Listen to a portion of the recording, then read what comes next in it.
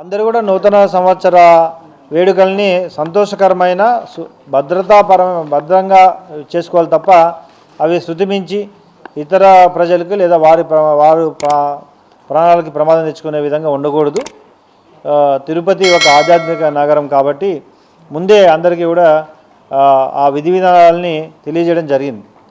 ముఖ్యంగా ఎవరైతే పర్మిషన్ లేకుండా ఇండివిజువల్గా కాకుండా గ్రూప్ పరంగా లేదా వాణిజ్య పరంగా చేస్తున్నారో వాళ్ళు ఖచ్చితంగా పర్మిషన్ తీసుకోవాలి. డీజేస్ అనేటివి 80% కూడా ఎవ్వరికి అలో లేదు. సో ఒకవేళ డీజే వాడితే మాత్రం క్రిమినల్ కేసులు రిజిస్ట్రేషన్ జరుగుతుంది.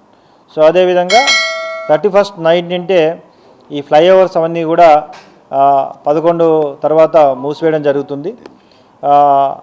తర్వాత అక్కడ రోడ్డు మీదకి డ్రంక్ అండ్ డ్రైవ్ పొజిషన్లో ట్రిపుల్ రైడింగ్లు ఇవన్నీ వస్తే మాత్రం తప్పకుండా వెహికల్ చెకింగ్స్ వివిధ చాలా ప్లేసెస్లో ఆర్గనైజ్ చేస్తూ ఎవరైతే డ్రంక్ అండ్ డ్రైవ్లో పట్టుబడతారో వారిపై కూడా ఖచ్చితంగా రిమాండ్ చేసే వరకు కూడా తీసుకెళ్తాం. సో అదేవిధంగా ప్రజలు అంటే ఇవన్నీ కూడా కండిషన్స్ వారి భద్రత కోసమే చేస్తున్నాం. ఖచ్చితంగా ఇవి అర్థం చేసుకోవాలి.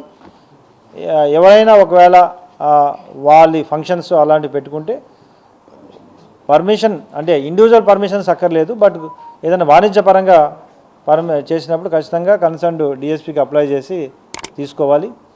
అశ్లీల నృత్యాలు ఇలాంటివి కూడా 80% కూడా అనుమతించడం జరగదు. అలాంటి చేసినా కానీ ఖచ్చితంగా తగిన చర్య తీసుకోవడం జరుగుతుంది. So 31st evening నుండినే 31st night 11 నుండి 1st వరకు కూడా ఈ నిబంధనలు అమల్లోకి వస్తాయి. డ్రంక్ అండ్ డ్రైవ్ టెస్టులు చేస్తాం, వెహికల్ చెకింగ్ చేస్తాం.